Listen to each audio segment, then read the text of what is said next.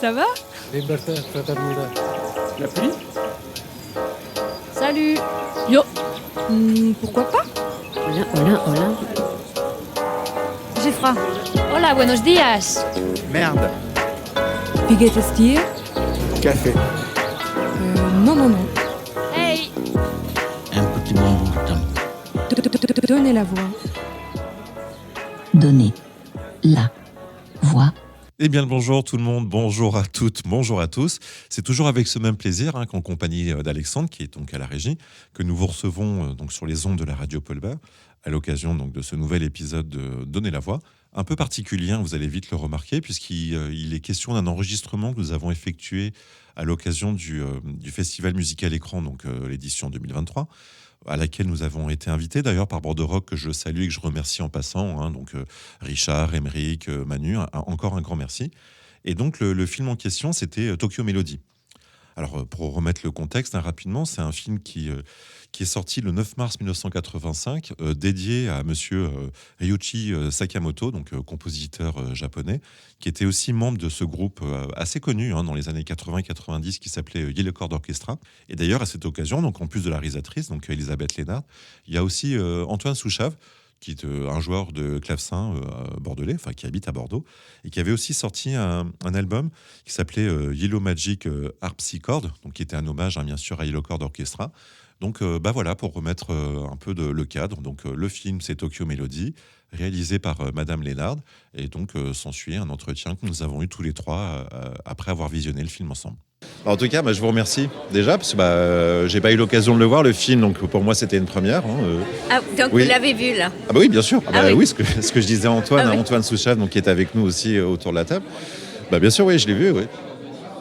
Et après, j'avoue, c'est pas une déception, mais comme j'avais pas forcément pris connaissance qu'il avait été tourné il y a près de 40 ans, c'est vrai qu'il y a un énorme pan de sa carrière que j'ai pas eu l'occasion de voir dans ce film-là, mais bon, je regarderai Coda et qui, pour le coup, me racontera l'autre partie. Moi, il y a quand même quelque chose qui m'a surpris. Rapidement, avant la séance, on a un peu discuté. J'ai essayé de prendre quelques informations avant de se retrouver là. Souvent, vous disiez que votre métier, c'était, vous aviez fait des pochettes de disques, photographe, mais comment vous êtes retrouvé en fait donc la connexion que vous aviez donc avec Sakamoto, c'est le fait d'avoir travaillé sur certaines de ces pochettes d'albums? Non, c'est pas ça. C'est que j'ai commencé à faire des films très jeunes. J'ai fait même des films pour les light shows quand j'étais adolescent. D'accord. Et je vivais déjà en France, plus ou moins. Et j'avais déjà fait 3 ou 4 films, des courts-métrages, mais une, c'était sur les Sœurs Labec, les pianistes. Et c'est quand j'ai pu aller à Cannes, et au Festival de Cannes, donc j'ai vu Furio. Et en sortant du Furio, j'ai croisé une productrice de l'INA, l'Institut national de l'audiovisuel, qui s'appelle Muriel Roset. Et on était tous sous le choc d'avoir découvert Ryuichi Sakamoto, sa musique, lui dans le film. Et elle m'a dit, si vous avez la possibilité de vous mettre en contact avec lui, on a peut-être un budget pour produire un film. Oui, c'est comme ça que ça s'est passé. Et là, sur le coup, j'avais pas de moyens pour me mettre en contact avec lui. Et il se trouve que j'allais à New York et je suis allée à un restaurant qui était à la mode à l'époque et qui est toujours à la mode depuis 40 ans, qui s'appelle Odeon. C'est Keith McNally, c'est d'après Odeon à Paris.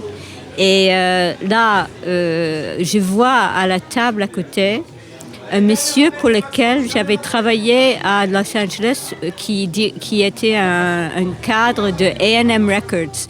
Et j'avais des disques de YMO parce que j'avais fait des pochettes à Los Angeles dans les années 70 quand je finissais mes études à UCLA.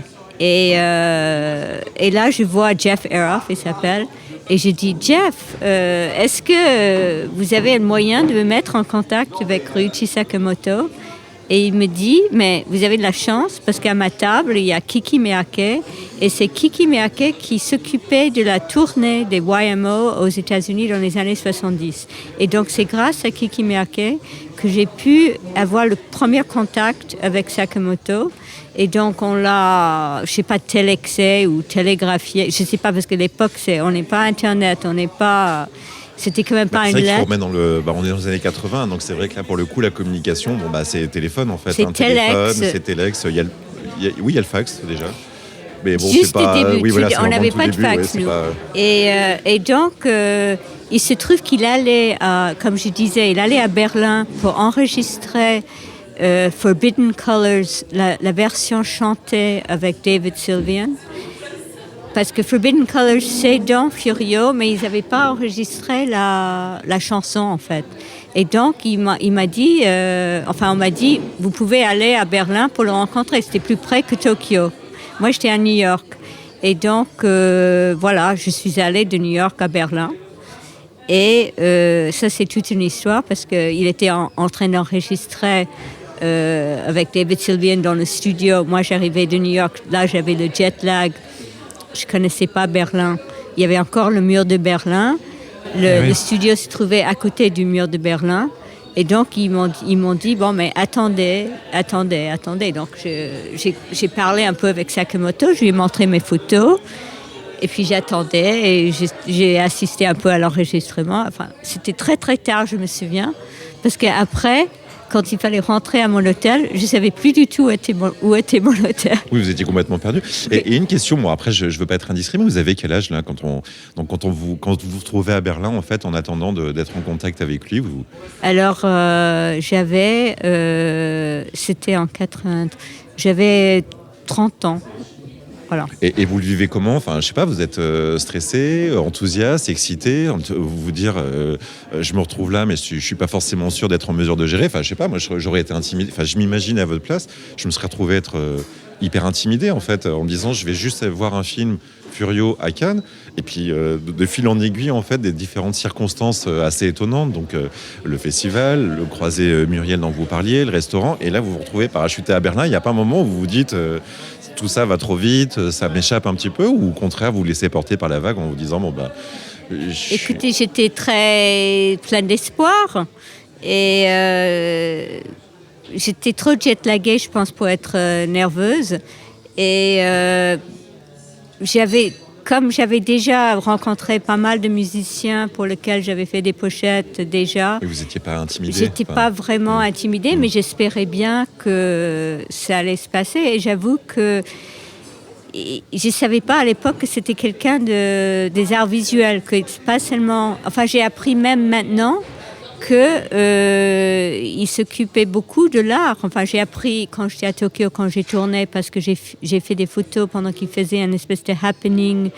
À l'occasion du film ou absolument rien à voir ? C'était au moment que je faisais les repérages, il m'a invité à le photographier pendant qu'il faisait un happening avec un poète, parce qu'il s'occupait tout le temps des arts visuels aussi, en fait. Et donc, cette partie de Sakamoto, je ne connaissais pas bien. J'ai appris plus de ça récemment, en fait. Voilà, donc, j'étais pleine d'espoir. Donc, j'ai montré mes photos de New York, mes photos peintes de New York. Et donc, c'est la photo, en fait, qui a été votre argument, en fait, pour vous présenter auprès de lui. Oui, et il a dit oui. Comme ça. Oui. Non, parce qu'aujourd'hui, ça paraît complètement inconcevable. Si on essaie de reprendre un peu une figure, en fait, qui a la même notoriété que la selle, vous passez par 25 assistants, par 25 producteurs, par 25... Enfin, voilà, quoi. Il y a une multitude de filtres qui sont plus ou moins verrouillés autour de lui. Et là, en fait, c'est un accès assez ouvert, en fait, à partir du moment où vous aviez été introduit, en fait, par un tiers. À partir du moment où le premier verrou avait sauté. Oui, voilà. Et le premier verrou, c'était... Oui, parce que, en fait, quand vous vous êtes présenté là-bas, c'était... ça peut paraître un peu incongru comme question, mais c'était au nom de l'INA, c'était... qui vous représentiez quelque part ? Juste vous ? C'est-à-dire que j'ai dit que je voulais faire un film sur lui pour la télévision française. L'INA, je pense qu'ils ne connaissaient pas. Il n'y avait jamais eu de film sur lui pour dans l'Occident. Et c'est vrai que vu le fait que j'étais venue de la part de Kiki Miyake et de A&M Records, qui était quand même le distributeur de YMO aux États-Unis, c'était quand même pas rien. C'était pas rien. Et voilà, mais je pense que c'est quelqu'un, ça j'ai pas pu le dire devant le public, mais je voulais le dire parce qu'il a des lunettes souvent dans le film, mais c'est des fausses lunettes. C'est des lunettes pour faire intelligent. Enfin. Je me suis posé la question, en fait, au piano, on le voit souvent au piano avec ses grosses lunettes, et je me suis dit, en fait j'ai senti un truc, je me suis dit c'est bizarre ces lunettes. C'est un accessoire. Il y a un truc. C'est un accessoire. Moi, comme j'avais pas encore vu le film, c'est vrai que je me suis pas arrêté. Enfin, voilà quoi, j'étais attiré par d'autres choses en fait qui se passaient au moment de cette scène là, quand il joue au piano tout seul ou quand il est accompagné de. À plusieurs moments, on sent que c'est too much quoi. C'est trop parfait, c'est trop. Mais il aimait quand il explique le Fairlight pour faire le professeur, parce qu'en fait il avait un Sensei. sobriquet, professeur. On l'appelait le professeur. Et donc il mettait ses lunettes, mais c'est des lunettes c'est pas des lunettes de vue, c'est des fausses lunettes, c'est un accessoire. C'est ce qu'il dit de toute façon. Bon, après sur un autre aspect de sa personnalité en fait, mais à un moment il explique qu'il aime bien jouer avec une certaine forme d'ambiguïté en fait, de remettre en question par le biais de maquillage, ou on le voit parfois avec des sacs qui sont plus des sacs qu'on associe à la jante féminine qu'à la jante masculine, et il annonce très volontiers en fait qu'il en joue. Moi il y a quelque chose qui m'a surpris, alors je sais pas si c'est le point de vue franco-français ou occidental, en fait ça fait très bizarre de voir quelqu'un en fait qui a intellectualisé la musique comme il peut le faire, parce que bon, il y a quand même certaines de ses interventions qui sont, enfin voilà quoi. Je pense que je sais pas si toi Antoine, c'est des choses qui te font réfléchir, enfin qui sont vraiment des concepts à développer. Avec donc la pop culture dans laquelle il baigne très volontiers, on le retrouve sur des pubs. En fait, il est très très ambivalent en fait. Je sais pas, avoir quelqu'un qui te parle de l'affection qu'il peut avoir pour Debussy avec la richesse dans la pauvreté des notes qu'il va utiliser, et puis qu'on retrouve en fait à faire des pubs qui ont absolument aucun intérêt, enfin qui ne sont même pas conceptualisées, ou je sais pas, il y a des grandes figures qui ont fait des pubs mais qui ont joué avec. Là, c'est des pubs tout à fait lambda qui n'ont pas grand intérêt de créativité derrière en fait. Et moi, j'avoue que ça m'a un peu surpris en fait. Donc il le faisait parce qu'il en jouait, il en faisait, ça l'amusait. Mais je pense que c'est un énorme gagne-pain quand même. Par exemple, parce que là, effectivement, encore une fois, ça fait 39 ans, 40 ans que j'ai fait le film, donc j'avais oublié certains détails, mais là, comme on va le ressortir en 4K, il faut examiner toutes les histoires de doigts. Et par exemple, il y a une pub où on le voit, le vrai pub, on le voit projeté dans la ville, et c'est un pub pour quelque chose qui s'appelle You, et c'est une assurance vie. Et oui, à un moment, il parle d'assurance des jeunes aussi. Voilà, c'est une assurance vie. Et en fait, c'est quelque chose où il gagnait beaucoup, beaucoup d'argent. En fait, ça payait le reste. C'est-à-dire ces énormes pubs. Dans le métro, on voit une pub pour le Suntory. Oui, aussi. Et tous ces pubs payaient beaucoup de choses. C'était très, très bien payé. Mais c'est vrai que je pense que ça continue, mais quand même, c'était une époque où même des Français, même Alain Delon, enfin, plein de gens allaient au Japon faire des pubs. Alain Delon, par exemple, est très très connu au Japon. C'est ça. Ce sujet, en fait. Des stars occidentales, faisaient des pubs pour être gracieusement payées, voilà. Ça, en fait, on le voit dans sa voiture, qui est tout content de pouvoir faire la démonstration qu'il a le téléphone dans la voiture, de jouer avec la télé. Et moi, j'avoue que ça m'a un peu surpris, en fait, quelqu'un qui, alors qu'il y a absolument aucune contradiction là-dedans, en fait, d'avoir une profondeur de réflexion et de conscience en fait de la musique, et puis à côté de ça, dire j'habite dans un des pays les plus capitalistes au monde et j'en joue en fait. Mais je pense que artistiquement, musicalement en tout cas, il savait très bien où il se plaçait. C'est-à-dire, il a fait des choix très forts de sortir de la musique contemporaine, savante, pour aller, comme il dit, vers les masses, vers la pop musique. Il sentait vraiment l'époque et il savait exactement où se placer et où aller, quoi, vraiment. De toute façon, il savait où il était, quoi. Oui, puis il fait, au début du film, il y a quelques remarques qu'il fait concernant sa musique et la projection qu'il peut en faire dans le futur. Du fait qu'on ait 40 ans de recul, on peut tout à fait dire... T'avais raison, voilà quoi, c'était pas du tout une idée saugrenue comme ça, jetée en l'air, en disant ça va peut-être arriver ou pas, quoi. Ça s'est avéré.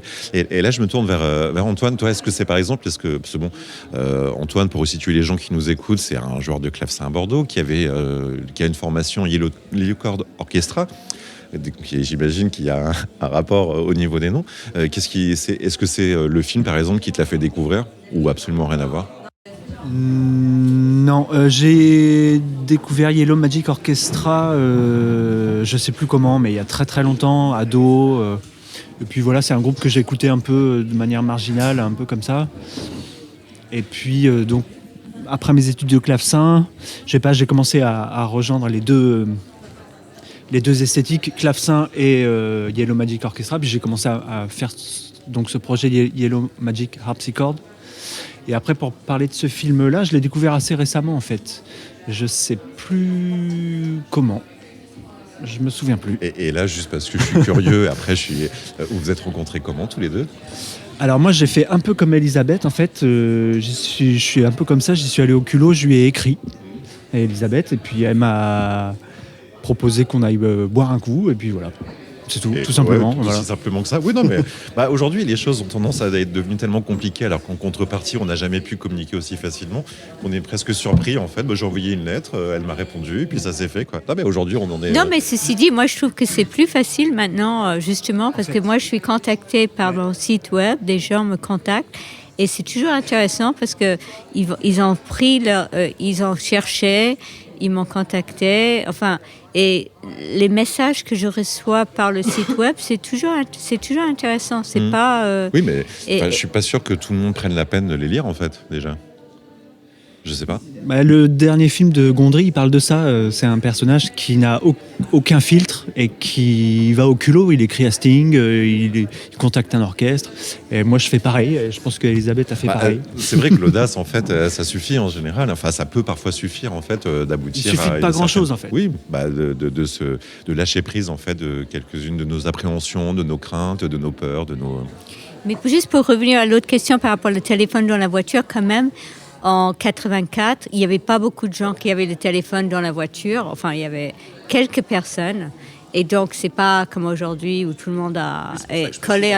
Et donc, et même la télévision. Bon, à Tokyo, toutes les taxis avaient des télévisions. Bon, maintenant, à New York, toutes les taxis ont la télévision aussi. Il y a la télévision partout. Mais à l'époque, c'était quelque chose de nouveau.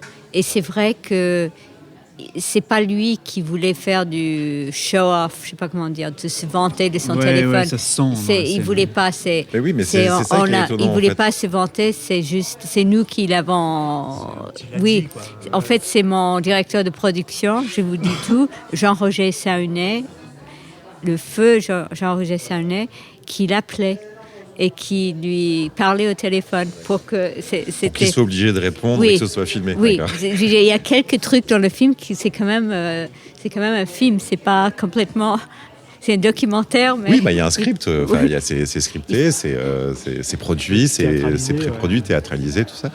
Et vous avez eu l'occasion. Vous êtes resté en contact après, ou vous êtes revus. Alors quand le film était monté, il est quand même venu à Paris pour l'approuver, et on a fait une projection pour lui et il a bien aimé.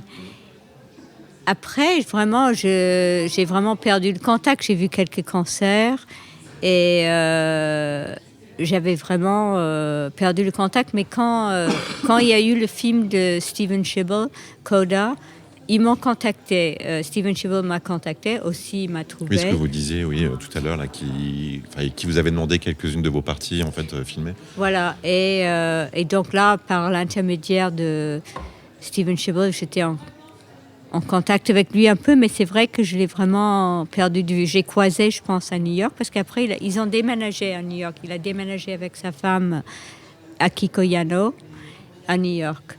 Et j'ai dû le croiser, mais je ne suis pas vraiment restée en contact. J'ai vu quelques concerts et c'est vrai que c'est seulement depuis un an où je savais qu'il était malade ou qu'on m'a contacté un peu partout pour me parler de ce film et où, voilà, donc je savais qu'il était malade. Enfin, j'ai rencontré d'autres. J'ai fini un film en Autriche, mais en Autriche, j'ai rencontré un Américain qui a fait lui-même un petit film sur Sakamoto et qui m'a parlé, qu'il a connu plus tard, etc. Et enfin voilà, moi, j'ai eu un rapport... c'est vrai qu'il y a un grand espace de temps où je n'étais pas en contact avec lui. Et presque 40 ans après avoir réalisé, produit, distribué le film, qu'est-ce que ça vous fait de le voir projeté dans une salle avec des gens, avec beaucoup de jeunes d'ailleurs? Moi j'ai remarqué, là j'ai regardé dans la salle, c'était beaucoup de personnes qui avaient presque moins de 20 ans. Ça vous fait quelque chose de... Je me suis posé la même question, ouais, parce que tu l'as vu et revu et Alors moi, revu. oui. Alors, je viens de le montrer au Japan Society à New York. Alors moi, je suis le critique technique, donc au Japan Society à New York, on avait le vieille copie 16 mm qui était dans ma cave à Paris, qui était très gondolé, et le son était vraiment pas bon, mais l'image était mieux qu'ici, j'avoue. Ici, le son était meilleur, l'image pas terrible, mais bon, là ils vont faire du 4K. Mais ce que vous disiez, ça va être non, je suis ravie qu'il y a plein de générations, d'autres générations qui s'intéressent à Sakamoto, parce que quand justement, à l'occasion de cette projection au Japan Society, j'étais interviewée par plein de gens de partout, de jeunes, pour toutes sortes de revues, d'art, interviewés à distance, comme on fait maintenant, le Zoom. Mais ça m'a fascinée, parce que tous ces gens qui trouvent qui ont trouvé un repère avec Sakamoto, parce qu'il a eu plusieurs vies, je pense, d'artistes, en fait. Et donc, c'est vrai qu'il y a une énorme partie de sa carrière que je n'ai pas complètement suivie. Oui, puis il semble s'accorder, alors peut-être que c'est moi qui me trompe et c'est juste une perception que j'en ai eue en regardant le film, mais il jouit il se permet en fait une certaine liberté, mais tout ça, en fait, moi j'ai trouvé avec beaucoup de calme. Beaucoup de calme en fait. Oui. On sent que c'est quelqu'un qui est assez posé en fait, qui est serein. Je reviens là quand il parle un peu de jouer avec l'ambiguïté, la virilité. Donc ça c'est quelque chose avec lequel il est serein. Puis même dans sa façon de parler, sa gestuelle corporelle. Alors je sais pas s'il était dans le contrôle en fait pendant le film. Je sais pas, ça je peux pas m'en rendre compte. Mais ça a quelque chose de... Je sais pas, par exemple, là, à l'occasion du festival, il y a un film qui a été fait sur une personnalité française qui, pareil, aussi s'accordait beaucoup de liberté, mais ça a été le fruit de conflits. Elle a dû batailler. C'était Brigitte Fontaine. Où là c'est... Oui, non, mais je fais pas d'analogie au niveau des personnalités, parce qu'il y a absolument rien à voir. Mais c'est vraiment la volonté de vouloir s'écouter et faire ce que j'ai envie de faire. Moi, c'est un peu la chose que je ressors un peu. J'ai l'impression qu'il avait un côté assez distant, en fait. Un mec très en réserve, discret. C'est ce que j'en ressens, moi. Mais moi, c'est-à-dire que comme je venais de faire ce film sur les Sœurs Labec, qui sont deux interprètes pianistes, et quand même, je vois la différence entre... C'est un créateur, Sakamoto, c'est un compositeur. C'est pas un interprète. Voilà, c'est pas un interprète. Il interprète, il a joué dans Yellow Magic Orchestra, il a joué beaucoup, etc. Mais je pense que son vrai travail, c'est compositeur, quand même, si on analyse. Oui. Et il dit qu'il était mal à l'aise, même en étant acteur dans Furio, et puis il a joué dans Bertolucci. Il est mal à l'aise. Il dit, j'ai appris ça récemment, que Oshima l'a contacté pour faire la musique de Furio, mais pour jouer dans Furio. Et lui, il a dit, d'accord, si je peux faire la musique. C'est-à-dire, il n'était pas à l'aise à jouer devant la caméra. Ah bah là je me permets, moi quand je regarde le film, le seul intérêt qu'a le film, en fait, c'est de lui avoir permis de se faire découvrir en tant que compositeur. Sa prestation de comédien, elle m'a pas marqué dans le film personnellement, j'avoue. Ah, ben moi je trouve qu'il y a une espèce d'étrangeté qui est assez fascinante, parce que oui, il est pas très bon, mais en même temps, c'est tellement étrange, quoi. Et puis c'est le rapport avec Bowie, moi je trouve que c'est un très bon choix, au contraire, quoi. Ah ouais ? Oui, je suis d'accord. Et puis bon, c'est vrai que là j'ai revu, c'est le premier film aussi occidental où on voit Takeshi Kitano, qui est devenu un grand réalisateur après. Mais et c'est vrai que, parce qu'à l'époque, il n'avait que des émissions comiques au Japon, c'est ça qu'on m'a dit. Et c'est vrai que là, en revoyant le film, il y a l'extrait avec Takeshi Kitano, c'est vrai que c'est un acteur incroyable. Cette scène est incroyable. C'est vrai que celle-là... Moi je pense surtout à la scène qu'on voit un peu d'ailleurs dans le film, en fait, où David Bowie s'interpose avant la... Là, je sais pas, je me rappelle très bien, quand je l'ai vu, je fais non mais là, il en fait trop... La scène du baiser. Oui, là, je me dis mais non, là, c'est trop... Mais Takeshi Kitano, oui, c'est vrai qu'il était surtout connu pour être un espèce un bout en train, quoi. Enfin, Ouais, un coup Patrick du roi. Sébastien. Oui, un Patrick Sébastien, mais il a continué d'ailleurs. Ouais. Jusqu'il n'y a pas très longtemps, là, ses formules interviews complètement déjantées. Enfin, malgré le fait que il était devenu comédien, réalisateur de films, reconnu, réussissant. Enfin bref. Mais en tout cas, donc Sakamoto, il était extrêmement agréable. Et la semaine d'ailleurs, vous l'avez vraiment passé intégralement avec lui ou ça a été Non, on avait le droit, on avait 4 jours avec lui, 2 jours en studio et 2 jours à l'extérieur, et puis les autres 3 jours, j'ai tourné sans lui. C'était très clair parce que j'ai retrouvé, parce qu'on a renouvelé les accords, donc je garde tout. Donc j'ai beaucoup de papiers et j'ai retrouvé, justement, c'était marqué. Voilà. Oui, les conditions. Oui, en fait, les conditions, voilà. Et donc il était avec nous quand on est au Tokyo Tower, évidemment, et on le voit jouer au Pachinko Machine un peu et dans le parc Meiji Park, parce que tout est dans Tokyo, au centre de Tokyo, le parc, c'est comme le Central Park de Tokyo, Meiji Park. Puis Tokyo est une ville tellement énorme en fait, de toute façon que c'est. Moi, c'est la première fois que j'y suis allé, j'ai été traumatisé en fait. Me retrouver dans une ville aussi grande qui a pas de nom de rue, pas de numéro. J'ai pas compris comment ils faisaient. Mais bon, ça c'est une appréciation qui a absolument rien à voir là. Mais en tout cas, moi je vous remercie vraiment déjà d'avoir produit le film, enfin d'avoir réalisé ce film il y a 40 ans, donc qui m'a permis, là je vais parler en mon nom, le voir 40 ans après, d'avoir pris la peine d'être venu aussi, parce qu'aujourd'hui vous habitez où d'ailleurs? Alors là, je viens de terminer, je viens de terminer un film qui s'appelle La valise de Rosel, qui est la première fois que je me penche sur ma propre histoire, parce que je suis d'origine autrichienne. Et le film va avoir sa première à Vienne, dans un festival de Human Rights Festival, dans 2 semaines.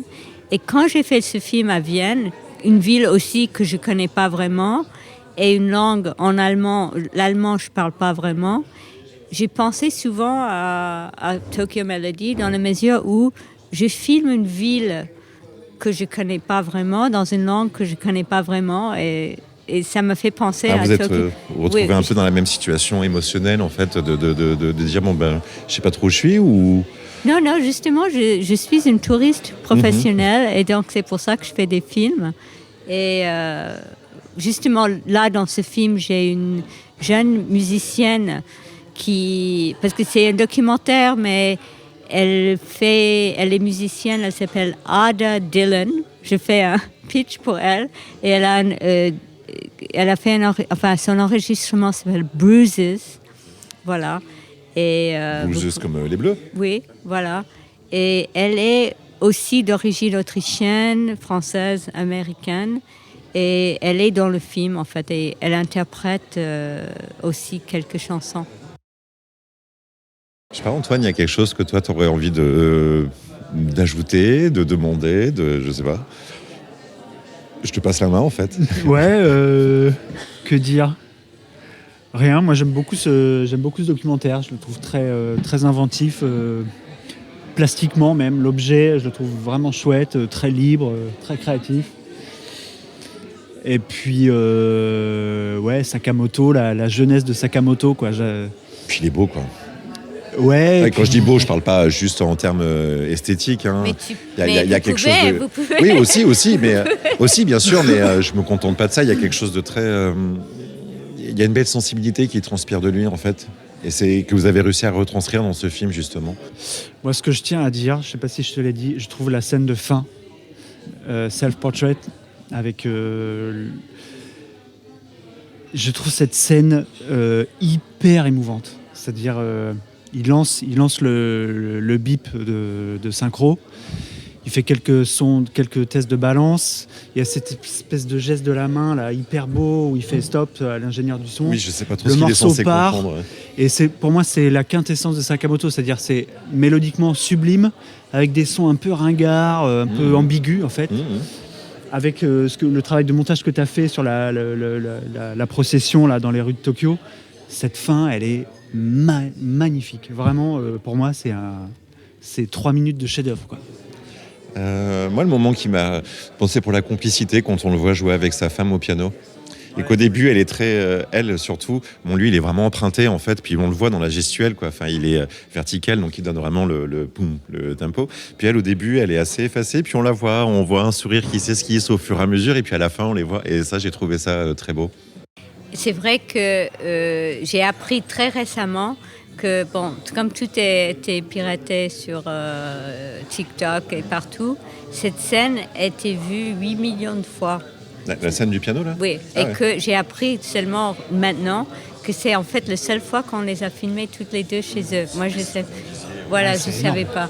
Mais juste anecdotiquement, parce que quand j'ai montré le film à des festivals quand c'est sorti, et j'ai montré à Salsa Maggiore en Italie. Et c'était là aussi, il y avait Jim Jarmusch qui montrait un de ses premiers films. Et il y avait dans les spectateurs Barbet Schroeder, le réalisateur, Barbet Schroeder. Et Barbet Schroeder m'a dit à la fin, mais ton film, j'aime bien, mais il y a beaucoup de fins. Ton film a plusieurs fins. Ah, oui, et chaque fois que je vois mon film, je pense à ce qu'il m'a dit. Effectivement, il y a beaucoup de fins. Mais... En vous écoutant, j'ai essayé de... Enfin, moi, j'en ai vu une double. Après, on a les Dragons... après cette scène du self-portrait, il y a le plan sur les poissons, là. Oui. Cette espèce de double fin, de Puis rebond comme ça. on entend des voix assez lointaines là, qui parlent et de le dragon, piano qui qu'on comprend continue, pas trop. hop, qui est coupé, ouais, ça finit un peu... C'est ma voix. C'est votre voix? Oui, c'est toi, ouais. Et une question, là, je m'adresse aux musiciens. J'imagine que c'était pas préparé quand on le voit, là, à un moment là, où il travaille sur les mélodies, tout ça. Bon, moi, ça m'a fait sourire. Travaillons dans le sang, quand je vois avec quoi il devait bosser il y a 40 ans, j'imagine que toi aussi, ils étaient vraiment motivés pour faire la MAO il y a 40 ans, parce que c'était vraiment... moi, quand je vois l'usine à gaz avec les disquettes, enfin bref, c'est... Et la facilité, enfin moi, il y a une espèce de... Ça coule. La fluidité qu'il y a entre lui, les techniciens. Bon, après, c'est vrai que c'est assez court, on ne sait pas trop comment ça se passe à côté. Alors, c'est de l'image, c'est du montage. C'est-à-dire, il a bossé des heures et des heures avant. Ça, j'étais pas là avec Elisabeth, mais je suis musicien, je sais ce que c'est. Oui. C'est pas... Non, c'est la vérité, c'est qu'il sait, et il me l'a dit. C'est qu'il préparait Bien sûr. le morceau. Ça coûte tellement cher le studio que tu vas pas comme ça, quoi. T'as déjà tout, à peu près tout dans les mains, et après, sur le moment, tu... De toute façon, juste sur cette boucle, juste sur la boucle en question, là, il y a une indication de temps que vous donnez, parce que c'est vrai que on le voit en 2 minutes travailler 5 heures dessus. Il n'est pas encore satisfait de ce qu'il a, de l'aboutissement de ces 5 heures de travail. Non, mais c'est vrai que je lui demandais, et je lui dis, mais est-ce que tu as fait vraiment ça pour nous, ou tu l'as fait? Il a dit qu'il avait préparé avant, c'est sûr. Il avait préparé, et toi tu le vois, et il avait préparé avant, en fait. C'est évident, je veux dire. Oui, mais je pose quand même la question, parce que bon... il est très professionnel. Je suis encore, j'ai encore l'enthousiasme juvénile de me dire que même l'improvisation, ça se prépare, en fait. Tu vois. Ah bah oui. Ça se travaille en tout cas. Ça se prépare peut-être pas forcément, mais ça se travaille en fait. C'est inconsciemment, la banque de données, elle est là, quoi. Il y a 3 techniciens. Il y a ça coûte 30 000 $ par jour, quoi. Oui, c'était ça. C'était le studio, parce que dans l'accord avec le Japon, c'est eux qui amenaient Onkyo House, qui était le studio le plus cher de Tokyo, qui est c'est un très grand studio, parce que c'est grand pour un studio, et c'était genre 40 000 francs par jour. Je me souviens de ce chiffre. Donc, il y a 40 ans de ça, aujourd'hui, on peut presque rajouter un zéro, quoi. Enfin, j'exagère, mais à peine, quoi. Mais les gens, ils vont plus dans les grands studios comme ça. La pratique a changé, en fait. Oui, c'est ça. On peut le faire chez soi. Oui, c'est ça. Ça ne veut pas dire que les grands studios sont décrédibilisés, mais c'est autre chose, quoi. Oui, en général, on leur demande aujourd'hui la production et la réalisation, mais après, en fait. Les enregistrements son, ils sont plus effectués dans les grands studios, et après, ils récupèrent tout. Ouais, et puis, tout existe, quoi. Oui, c'est à la carte, après. Ouais. Le champ des possibles est vaste. C'est vrai que je venais de passer, dans les années 70, je passais du temps dans les studios à LA, qui étaient des grands studios, qui coûtaient très cher pour des grands... Et alors, rien à voir, vous disiez que vous avez fait des pochettes d'albums, vous parlez de Los Angeles, vous avez fait des pochettes pour qui? Alors, des gens que vous connaissez peut-être, c'est Peter Frampton. J'avoue que là, je sèche. Neil Larson. Oui. Oui. Tim Curry. Tim Curry, c'est Rocky Horror Picture Show. Ok. Oui, son premier album solo. Des gens qui ont fait un album, et puis après, c'était fini. Jules and the Polar Bears. Je sais pas. Donc Des voilà, gens- c'était vraiment juste par curiosité en Oui, fait. oui, oui. Je vous ai en face de moi, bon bah j'en profite, Oui, je oui, pose la oui. Et question. puis des gens, et puis j'ai fait des pochettes où j'ai pas vu des musiciens pour des gens de jazz où ils ont pris mes photos comme Stanley Turrentine. Ça vous connaissez? Oui. Nat Adderley. Je suis assez fan de jazz, donc là pour Oui, le coup, Nat c'est- Adderley, mais ça, je ne les ai pas vus. C'est des photos à moi qu'ils ont pris pour des pochettes. Et puis j'ai fait la première pochette de Jean-Jacques Goldman. C'est vrai. Oui. Ah bah, c'est dommage qu'il La n'ait pas eu pochette suffi- hyper connue où il est en cravate, là, tout jeune. À Jean-Jacques Goldman, c'est pas mon. Ah, mais la photo, elle est belle d'ailleurs. Ah, peut-être que la photo, si je la vois, Ouais. ça me dit quelque chose, mais je crois que j'ai jamais tenu un album de Il, Jean-Jacques Goldman dans les il mains. en fait. suffit et le single aussi. Le truc qui C'est un était. 45 tours, je crois. Il y a un 45 tours, il y a l'album. Son premier solo. Moi, je ne connaissais pas du tout. On m'a envoyé chez lui. Et voilà. Voilà, il m'a obéi. Jean-Jacques, c'est bien, tu as obéi. Non, mais après, un jour, j'ai croisé dans un TGV. Il m'a remercié. Il était Ah, il vous a- très, il vous a- très il vous a content. reconnu. Sympa. Il était très content de sa pochette. Et bah, je sais pas, peut-être que je vous laisse le mot de la fin en fait. Non, Je sais non. pas s'il y a c'est quelque vous, chose c'est que vous vous. avez envie de partager en particulier ou. Non, mais je suis très contente de remontrer ce film avec vous à Bordeaux. C'est super. Moi, comme je vous disais Ouais. en début, je vous remercie vraiment sincèrement en fait. C'est bon. C'est toujours plaisant en fait de rencontrer des gens. Moi, en fait, pour être tout à fait honnête, je le connaissais pour Furio, mais après c'était quoi, il y a 2 ans, 3 ans que tu avais été, je me rappelle plus, à la salle des fêtes du Grand Parc. Ouais, il y a deux ans. Où là, je me suis mis à écouter ses albums en fait. Moi, je connaissais pas en fait. Pour moi, c'était juste rester en fait un compositeur de films. Enfin, je devrais peut-être pas vous le dire comme ça. Je devrais parfois apprendre à me taire, mais j'avoue que je ne connaissais pas son univers musical en fait. Son Mais je univers pense en pas tant qu'il que soit compositeur. très connu. Enfin, il est pas très grand public. Il est. Dès qu'on est un peu mélomane et tout ça, il est hyper connu, mais c'est pas un mec évident, quoi. Mais c'est vrai que les bandes sonores de films, par exemple The Revenant, comment on dit en français The Revenant Le Revenant. Le Revenant, oui. Je crois qu'on l'a Je veux appelé. dire- On l'a appelé Revenant. The Revenant. Ouais. Oui, The Revenant. C'est-à-dire moi, j'ai beaucoup suivi ces bandes sonores de films, en fait, Ouais. qui sont magnifiques. Ah bah, Enfin, qui sont incroyables. Enfin, ouais. moi perso, à chaque The fois. Revenant, super. Oui. Et c'est vrai que, comme je suis cinéaste, ça m'intéresse beaucoup les bandes sonores de films, parce que c'est très particulier de pouvoir ça- faire une bande sonore. Moi, ça m'a toujours intrigué en fait. De toute façon, je suis déjà fasciné par toute capacité d'une personne à produire quelque chose, à créer quelque chose. Je pars de rien, enfin non, jamais de rien, je pars de mes inspirations, et je crée quelque chose. Donc déjà, moi, rien que ça, cette étape-là, ça me fascine complètement, vraiment. Alors après, la musique sur des images, alors là, ça me bluffe encore plus, quoi. Ah bon? Ah oui, Pourquoi? oui.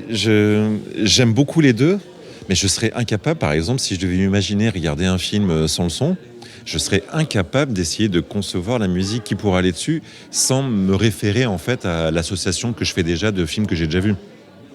Donc vraiment de créer de toute pièce en fait un univers qui va être propre à un film et qui ne va pas forcément faire référence à ce que j'ai déjà vu et ce que je reproduis en mettant ma petite sauce personnelle. Ça me fascine.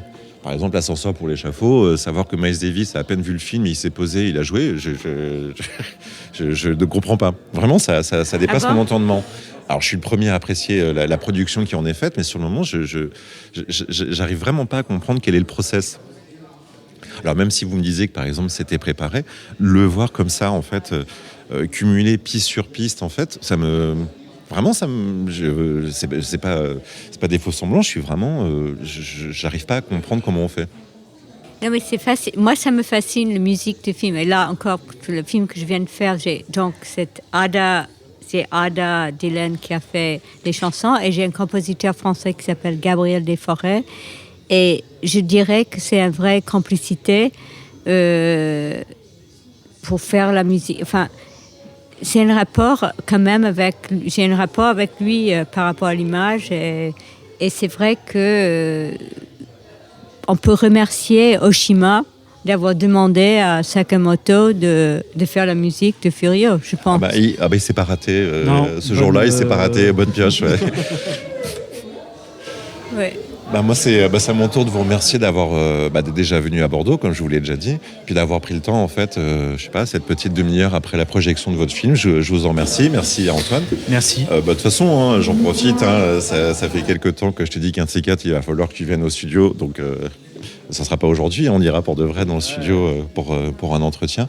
Et puis, vous restez à Bordeaux encore quelques temps ou... Jusqu'à demain après-midi. Jusqu'à demain après-midi ? Oui. Mais écoutez, je vous souhaite d'apprécier la ville avant de repartir. Et puis peut-être à une prochaine fois, à une autre occasion. Merci beaucoup. Salut, à la prochaine.